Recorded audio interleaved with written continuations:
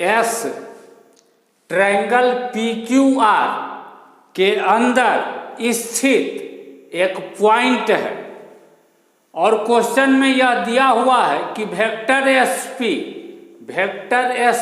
Plus 5 vector SQ plus 6 times vector SR is equal to 0। यह बात question में दिया हुआ है। SP को रहने दे, बाकी इस दोनों को राइट साइड ले जाएंगे तो यह मिलेगा। इसको हम 1 नंबर मान लेते हैं। अब E है इस साइड PR का मिड पॉइंट। फार्मूला होता है सेक्शन फार्मूला कि D यदि BC का मिड पॉइंट हो तो vector AD is equal to vector AB plus vector AC by 2। इस फार्मूला का यूज करके vector SE is equal to vector SP plus vector SR by 2 लिखेंगे। फिर F है, क्वेश्चन में दे रहा है F है साइड QR का मिड पॉइंट, तो इसी सेक्शन फार्मूला का यूज करके vector SF is equal to लिखेंगे vector SQ plus vector SR by 2। Vector के ट्रायंगल लॉ से निकला हुआ फार्मूला है यह। Vector BC is equal to vector AC minus vector AB। इस फार्मूला का यूज करके हम वेक्टर FE यदि लिखना चाहें तो vector FE is equal to vector SE minus vector SF। लेकिन वेक्टर SE इसके बराबर है और वेक्टर SF इसके बराबर है। इसमें से जब इसको घटाएंगे तो यह वेक्टर SR दोनों में से कट जाएगा, बचेगा इतना।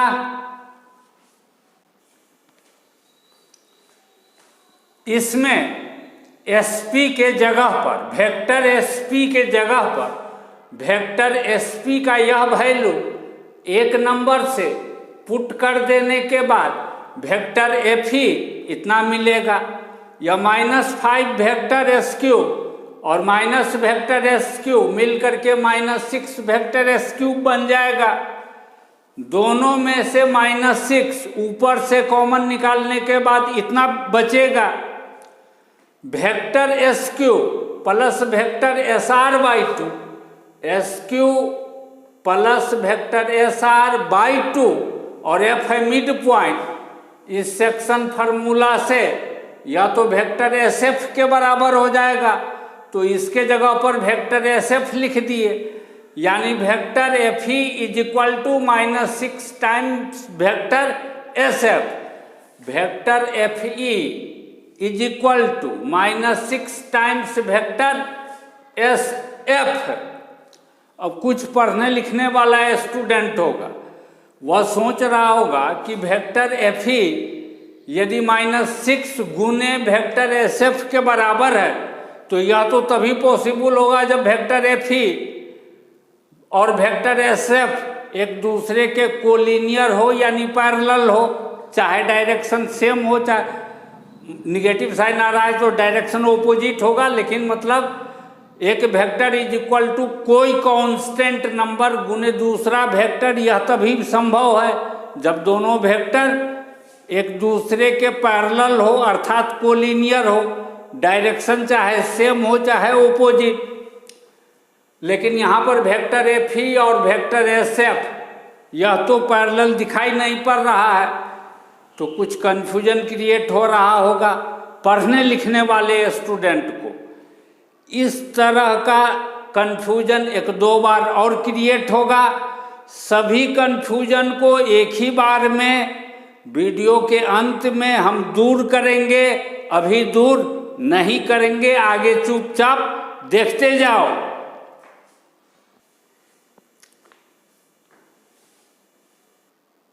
एसई एसई इस सेक्शन फार्मूला से SP प्लस SR बाई 2 के बराबर होगा। इसमें SP के जगह पर SP का यह वैल्यू एक नंबर से पुट कर दिए, -6SR प्लस SR, या तो -5 वेक्टर SR मिलेगा। दोनों में से ऊपर में से -5 कॉमन लेने पर इतना बचा।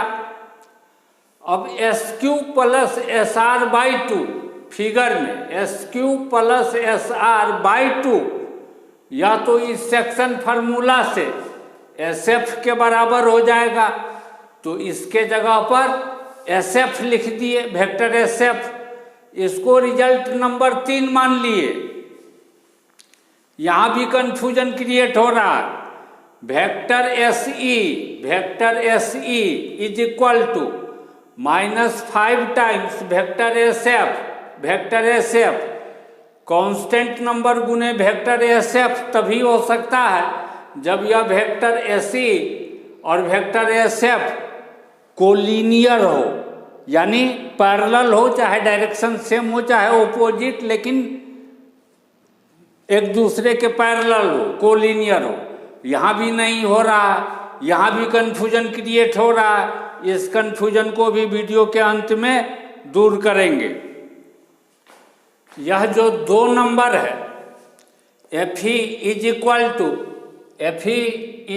टू -6 टाइम्स SF, यहाँ पर SF के जगह पर 3 से SF का वैल्यू वेक्टर SE बट्टे -5 लिख दिए। माइनस माइनस कट गया, यह हो गया 6/5। अब फिर कंफ्यूजन क्रिएट हो रहा। Vector FE is equal to कोई कांस्टेंट नंबर गुने SE, vector FE is equal to कोई कांस्टेंट नंबर गुने SE, दोनों को एक दूसरे के पैरेलल होना चाहिए, जो हो नहीं रहा है। फिर कंफ्यूजन क्रिएट हो रहा है, दूर करेंगे, ठीक है। सॉल्यूशन कंप्लीट करने के बाद इसको दोनों तरफ मॉड ले लिए। मॉड लेने पर यह वेक्टर लेंथ FE के बराबर हो गया, यह लेंथ SE के बराबर हो गया। SE लेफ्ट साइड भाग दे दिए, इतना मिला, सॉल्यूशन कंप्लीट हो गया। अब जरा इस कंफ्यूजन को हम नोट कर लेते हैं, यहाँ पर दूर करना है। Vector FE is equal to 6/5 times vector SE। इस कंफ्यूजन को दूर करेंगे। दरअसल यह जो रिजल्ट है, इसको देख करके हमको यह बात समझ में आना चाहिए कि ट्रायंगल है PQR,